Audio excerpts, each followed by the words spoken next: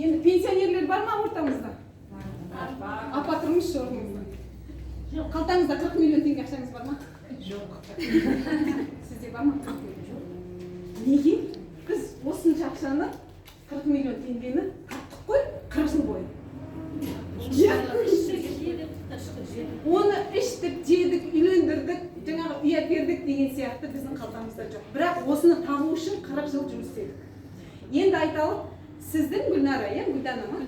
Гүлдана ханым, сіздің жаңағы мамандық иесі, мықты мамандық иесі екеніңізді білді сіздің бастығыңыз. Сосын айтты, Гүлдана, мен сенің зарплатаңды көтеремін деді 3 есеге. Значит, мынаны 3-ке көбейтсеңіз сізде 120 миллион теңге шығады екен мына жерде. Солай ма? 120 миллион теңге жоқ қой біздің пенсионерлердің қалтасында. Зарплатаңыз көтерілген күннің өзінде.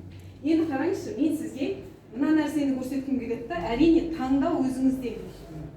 Мынаны елестетіңіздер, құм сағат деп білесіздер ғой, құм сағат. Құм сағат.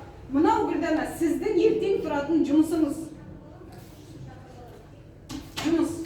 Ал мынау менің сізге ұсынып тұрған бизнесім. Енді осы жерде жұмыс жасаған адамдар біледі. Жұмыс жасау үшін бізге уақыт керек па? Уақыт керек, Қанша уақыт керек? 40 жыл, Жұмыс жасау үшін бізге энергия керек па? Керек, энергия. Энергиясы жоқ адам қалай жұмыс жасайды? Жұмыс жасау үшін бізге денсаулық керек па? Керек. Справка керек қой, Керек. Денсаулық. Денсаулық керек. Сосын бізге жұмыс жасау үшін ақша. Ақшадан бұрын мына жерде диплом бар. Диплом. Қазір дипломсыз адамдарды жұмысқа ала ма? Алмайды. Сосын кейін қазір мен ата-аналардан сұрайшы, студент балаларыңыз бар ма? Бар. Бір баланы, даже ол грантта оқып жатса да, оқытып, жаңағы грантта уже ақша төлемейсіздер, Енді оның жатын орны, тамағы, жаңағы жүріс-тұрысына ақша кете ма? Қанша кетеді? 40 миллионнан жоғары. Жылына жоқ дегенде миллиондай ақша кетеді ма? 1 миллион теңге. Сонда айтыңыздар, мынаның барлығын сіздер не үшін жұмсап жатсыздар? Итог мынау емес па? Осыған бару үшін сіздер мына ресурстарды жұмсап жатсыздар, 40 жыл жұмыс жасайсыздар, энергия құртасыз, денсаулық, диплом аласыз и жаңағы ақша кетеді. Енді мен сіздерге мынаны айтайын. Біздің бизнес ол да жұмыс. Ол ойыншық емес, ол да жұмыс. Бұған да уақыт кетеді. Бірақ мен сіздерге айтайын, мен ай сайынға алып жүрген 80 мың теңге айлықтан, қазір мысалы 4 миллионның үстінде ақша алып жатсам, ол менің 1,5 жылдағы жетістігім. Еще компаниядан тегін машина алдым, тегін путевкаларымыз бар, тегін телефонымыз бар деген сияқты. Мен айтайын, 2 жыл мен 5 жылдың арасы. 40 жыл емес па? Енді энергия керек па бұл жерге де? Керек. Адаммен жұмыс жасау оңай деп ойлайды, оңай емес. Әр қайсысына құлақ болу керексің, тыңдау керексің. Әр қайсысының жаңағы көңілін бөлу керексің. Сондықтан адам баласына энергия керек әрқашанда. Бірақ сіз мына энергияны тура осы сияқты 2 жыл, 5 жыл құртады екенсіз, Одан кейін сізге бұл жерде денсаулық компания керемет Японияның өнімдерімен реттеп алып тұр ғой? Денсаулық беріп тұр. Бұл жерде диплом академия бизнеса дегенді білеміз ба? Дипломды даже тегін бір рет өтамадыңыз ба, екінші рет өтіңіз, үшінші рет, бесінші рет, 5 рет, 10 рет тақпақ жаттасаңыз жатталасыз ғой. Тура сол сияқты 10 рет өт, именно осы салада қалай жұмыс жасау керек екенінен диплом алып шығасыз ғой. Тегін диплом. И бұл жерде ақша. Бұл жерге де ақша керек, бұл бизнес қой. Енді айтыңыздар, мынау $600 максимальный бұл жерге сізге керек ақша. Бұл компанияға келу үшін сізге $600 ақша керек. Енді қараңыз, осы $600-ға мен сізге айтып тұрмын. Үлкен супермаркет ашасыз. Бұл супермаркетке жаңағы ішіне мысалы қазір мынандай сағаттарды толтырып қойды, иә? Арман Айдосович Қазақстаннан шыққан, даже Қытайда сатылады бұл сағаттар, иә? Японияның керемет өнімдері бар. Қазір ауа тазартатын фильтр дайындап жатыр, осы помещениенің ауасын тазартатын фильтр шығып жатыр. Одан басқа сіздің болашақта қаражаттарыңызды дұрыс жерге айналдыру үшін инвестиция қарастырып жатыр, квартира қарастырып жатыр, иә? Сонда мына супермаркеттің ішінде барлығы бар ғой, иә? Бірақ осы супермаркет сізде жұмыс жасау үшін сізге мына жерге охранник керек па? Сізге уборщица керек па? Продавец керек па сізге? Зарплата төлемейсіз ғой сіз продавецке, миыңызды қатырмайсыз ғой бухгалтериямен. Бітті. Зато енді сіз ол супермаркетті қайдан аштыңыз? Бүкіл әлемнен ашып тастауға болады ғой. Мысалы, менің супермаркетім 12 мемлекетте жұмыс жасап жатыр. Бірақ олардың бухгалтериясында шатағым жоқ қой. Солай емес па? Бір-ақ рет $600 өнім алдым, бітті. Әлемде жұмыс жасайтын супермаркет аштым. Рас па? Енді мынау $600 ненің құны? Айтыңыздар. Японский продукцияның құны, иә? Ең бірінші біз Японияның өнімін алдық бұл жерде. Бұны құртекке салған жоқпыз ғой біреуге. Бұған денсаулыққа қатысты керемет өнімдер алдық. Енді осы жерде шетелге шыққан адамдар бар ма? Шыққысы келетіндер, қашан шыққыларыңыз келеді? Тегін путевка ғой, тегін саяхат. Менің әлі 2 саяхаттау жаңағы нем бар, путевкам бар. Біреуіне барып келдік, енді 2-еу бар. Ойлаңыз. Одан кейін жаңа автокөлік мінгілеріңіз келе ма? Тегін ғой. Автокөлік, иә? Квартираға мысалы бізде маркетингта бірінші $32,000 ақша береді. Одан коттеджге $53,000 ақша береді. Ол да просто маркетингтан табатын табыстарыңыздан бөлек берілетін ақша. Мынау квартира, иә? Одан кейін признание. Айтыңыздар, мұғалімдер, иә? 40 жыл мұғалім болып істейді, сосын пенсияға шығар кезде бір сервизбен, грамотамен шығарып салады. Солай ма? Рас қой. Ал мына жерде признание гүлдің астында қаласыз ғой. Қараңыздар, автомобиль алғанда қандай, каждый қалаға барғанда гүлдің құшағында жүресіз ғой. Бітті, соның барлығы компания беріп тұр ғой. Мына признание шын ықыласпен ғой.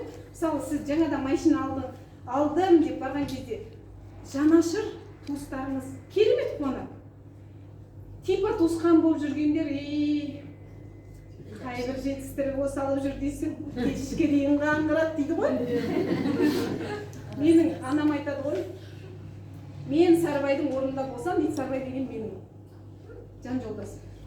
Жұбайым, ботаны төбеде бір қойып екі отырғызбайды. Бүкіл ағаларым сөйтіп айтады, бота қаңғырмаш жаман атаққа ілініп қой бүкіліміз. Рас қой, сөйтіп айтады. Сосын мен айтам, жақсы, сіздердің айтқандарыңыз болсын, маған жұмыс іздей беріңіздер деймін да, өзім регионға шығып кеттім ғой. Сондықтан мынаның барлығы сіздерге айтайын дегенім құндылық қой. Мынандай құндылықтар $600 сатылатын жер бар ма, маған айтыңыздар? Қай жерге сатылады? Сондықтан сетевойдың ішіндегі именно ашылып жатыр күнбе-күн. Барлығынан айтарым, неге именно біздің компанияға келу керек адам? Себебі күніне бір компания ашылып жатыр ғой. Бұның басқа компаниядан ерекшелігі неде? Неге таңдау жасағанда біздің компанияға таңдау түсу керек? Мен мынандай ерекшеліктерін айтамын. Мысалы, МВ-ді біліп отырсыздар, Мерекейді біліп отырсыздар да? Именно мынау MLM бизнестің тарихында пассивный доход товарный бизнеста төленеді деген болмаған ғой, рас қой? Товар айналым жасасаң осы айда бар, келесі айда товар айналым жасамасаң жоқ қой. А бұл жердің ерекшелігі сода. Бір-ақ рет товар айналым жасап қоясыз, и сізде гарантированный зарплата ғой, ай сайын. Сонда біз мына жерге келген кезде мынандай жағдайға жетеді екенбіз да. Соңында мынандай жағдайға жетеді екенсіздер. 2-5 жылдың ішінде. Система ромб дейді да. Мысалы айталық, басында сіз көңіл бөлмей жүрген шығарсыз. Енді ғана тіркелдіңіз, анау-мынау деп жүрген кезде күніне 2 сағат уақыт бөлдіңіз. Бұл жерде маңызды сіздердің қанша сағат уақыт бөлетіндеріңіз. Одан кейін чота бір рет адам шақырып едім, $30 түсті, тағы бір шақырып едім, бүгін мысалы $50 түсті дейсіз да, ой, чота уақыт бөлу керек сияқты деп 4 сағат уақыт бөлесіз. Одан кейін мына жерде сіз 8 сағат уақыт бөлесіз. Уже сіз айына мысалы 200 мың теңге мына жақтан алып жатсаңыз, бұрынғы мұғалімдік жұмысыңыздан 50 мың алып жатсаңыз, мына жаққа көбірек уақыт бөлесіз ғой. Өйткені уже основной жұмыс осы сияқты сізге постоянно жаңағыдай көңіліңізді аударып тұрады, иә? Ең соңында 16 сағат бөлесіз. Енді мен сіздерге айтайын. Мынау жай адамдардың жүрісі. Мен бірінші күннен бастап 16 сағат бөлген екенмін да. Білесіздер ма неге? Себебі мен Қырғызстанға бардым ғой. Күніне 40 адамға звондаймын. Күніне. Одан ертеңінде мен сол адамдардың ішінен білемін. Жоқ дегенде 5-еу келеді, әйтпесе 10-ы келеді. Сол 10-ның ішінен жоқ дегенде 2-еу келеді. Ол закон Паретто бүкіл жерде бар. Вообще 100 адамға звондадым, вообще ешкім келмеді десе ол құлақтан теуіп тұр да, ол сіздің партнеріңіз. Өйткені ол бірде-бір адамға звондаған жоқ. Ең бастысы сіз егерден шынымен де звондасаңыз, шынымен де отказ алсаңыз, соның ішінен әйтеуір біреу келеді деген ол дәлелденген қағида да. Сондықтан мен мына сағатты бөліп кетіппін сразу. Себебі біз айтып тұрмын ғой, таңертең сағат 9-да бастаймыз, содан түнгі сағат 12-де уже бітем, 2 пакет ақша сон. Соны барамда, о жақта даже банктер жоқ қой, банктен карточка алатын жағдайға адамдар жетпеген да, олар барлығы наличка безіп жүрді. Мен бізге карта ашу керек, біздің зарплатамыз карточкаға түседі деп. Сосын не істедім деңіздер. Бүкіл банктерді аралап шықтым. Аралап шығып ем, ешқайсында кэшбэк жоқ та, біздің Каспий банктағы сияқты. Мен еще оларға кэшбэкпен іздеп жүрмін. Кэшбэк болу керек ішінде деп, бізде Каспий банкта бар деп. Сөйтсем сол жақта Казкоммерцбанктың Қырғыз Коммерцбанк деген бар екен. Ол жерде кэшбэк бар екен. Сосын бүкіл Қырғызстанның азаматтарына сол жақтан карточка ашқызамын ғой. Сосын банктың менеджеріне айттым, бізге реферальный ссылка жоқ па? Бүкіл адамда келіп жатырмын ғой сіздерге деген сияқты. Сондықтан банктен біз карточка ашып, сол жаққа ақшаны түсіріп бастадық да. И сонда үйге келеміз, жаңағы Нұрзада ханым бір рет мені қайнапасының үйіне тастап кетті.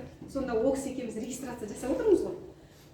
Қараймыз, уже регистрация өтіп жатыр. Менеджер статусын жабады да, мына кісі. Екеуміз түрегеп тұрамыз да, вау деп айғайлап аламыз да, қайтадан регистрация жасаймыз. Өйткені залда күйеу ұйықтап жатыр. Күйеу кішкене 100 грамм ішкеннен кейін бізге айғайлайды жақындар. Біз жатқымыз келмей жұмыс істеп жатырмыз. Сосын кейін тағы да 1 сағаттай регистрация жасаймыз деп, жауапта ана кісі бронза статусын жабады.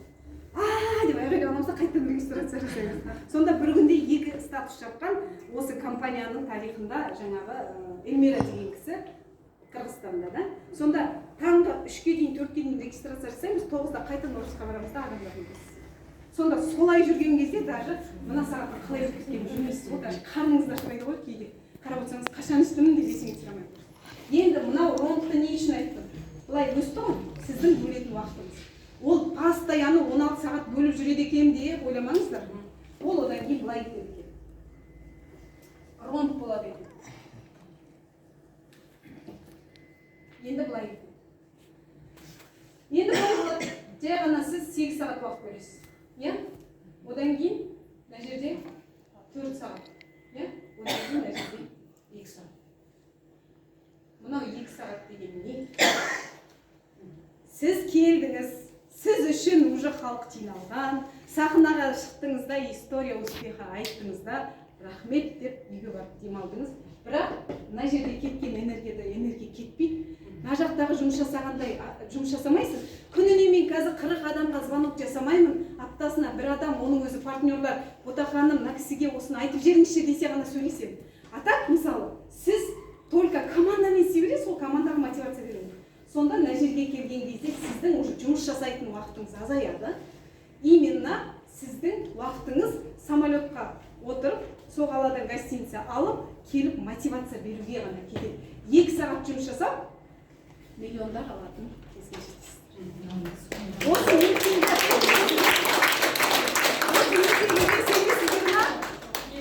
сол ертегінің результаты көз алдарыңызда тұр ғой. Бүкіл мен аспаннан салбырап түсе қалған жоқпын ғой. Барлығы тура сіздер отырған орныңызда отырған. Сол мұғалімдікте болған, сол краска пультпен астында подвалда краскілеп жүрген, сол жүрген кезде даже менің спецовкам күніне жарамайтында кислотадан анау спецовка қызы дейді ғой. Соның барлығы күйгенде ертеңінде жаңа спецовкамен кіресің. Қазір біз барлығымыз маска киіп жүрміз ғой. Оның ішінде ананда мына жерде 2 домалағы бар маска киіп жүресіз, тұншығып. Соның өзінен газдан сіздің өкпеңіз отырады ғой. Сондай нәрседен барлығымыз шықтық қой, осындай жағдайға жеттік қой. Сіздердің де қолдарыңыздан келеді ғой.